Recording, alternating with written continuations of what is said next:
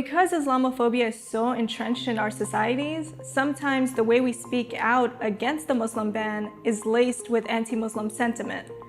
And that might be difficult to recognize, right? Because it's implicit. Anti-Muslim sentiment is cloaked in implicit cues.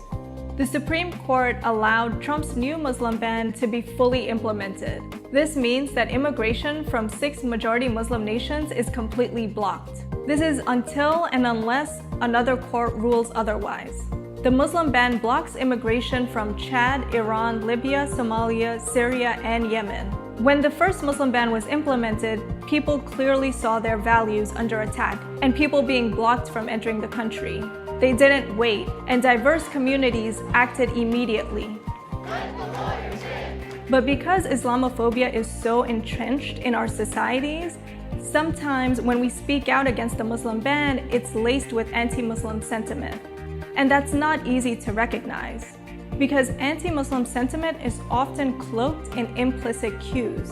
For example, right-wing presidents have often used the term welfare queens to connote welfare with Black communities without ever explicitly saying Black women or Black communities. Similarly, there are certain frames that get used to speak about Muslim communities without ever saying the term Muslim. The Muslim ban, for example, doesn't mention Muslim anywhere.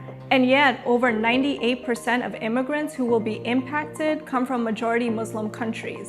So how do we speak about the Muslim ban within this context?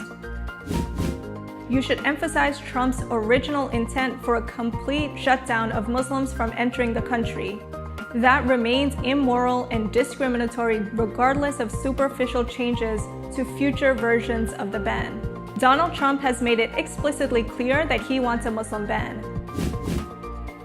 Despite the addition of North Korea and Venezuela to the Muslim ban, over 98% of immigrants who may be impacted by the ban will be from the 6 majority Muslim countries. Do talk about values that people hold dear. Our goals as progressives should be supporting equity for all people and protecting multicultural societies where everyone can thrive. A ban against people for the way they practice their faith or the way they pray isn't acceptable for the future we want to build. The Muslim ban has no place in our society. Not now, not ever. Do mention that the Supreme Court can and does make mistakes. For example, the Supreme Court never ruled that Executive Order 9066, which authorized internment camps to hold Japanese Americans during World War II, was unconstitutional.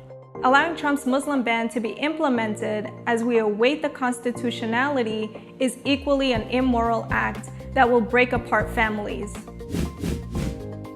As important as it is to learn what to say, it's equally important to learn what to avoid when speaking about the Muslim ban.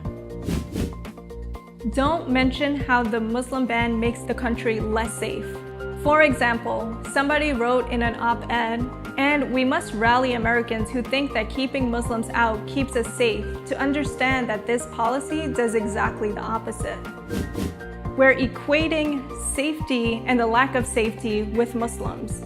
And that should be avoided when we're trying to speak up on behalf of Muslim communities. To explain why this doesn't work, the Washington Post's David Ignatius concludes, Trump's campaign pushes buttons that social scientists understand. When the GOP nominee paints a dark picture of a violent, frightening America, he triggers the fight or flight response that's hardwired in our brains. For the body politic, it can produce a kind of panic attack. The second thing to avoid is mentioning national security. Just like the first and second versions of the Muslim ban, this one is still illegal, discriminatory, and harmful to our nation's security. This ban plays right into the hands of ISIS and terrorist organizations around the world.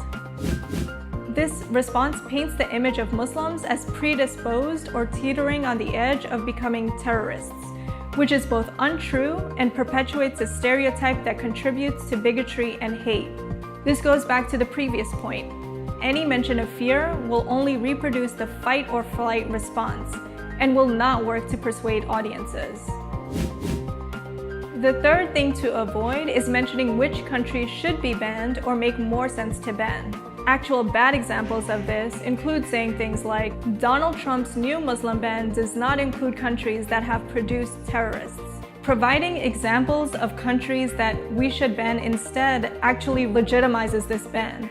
And it also is equally discriminatory because it's holding the citizens of those countries responsible for the acts of a few. One last thing that you could mention is that the Muslim ban is a continuation of bigoted anti-Muslim policies, and the fight against anti-Muslim bigotry doesn't stop at only blocking Trump's Muslim ban. Trump's Muslim ban is one example of countless anti-Muslim policies that have been heightened in the past decade by both Republicans and Democrats alike. Guantanamo Bay is still open. Our wars and drone strikes are targeting multiple majority Muslim nations. State surveillance of Muslim communities in the United States continues, and more. As we fight the Muslim ban, we must ensure that other US policies detrimentally impacting people who are Muslim are also taken down.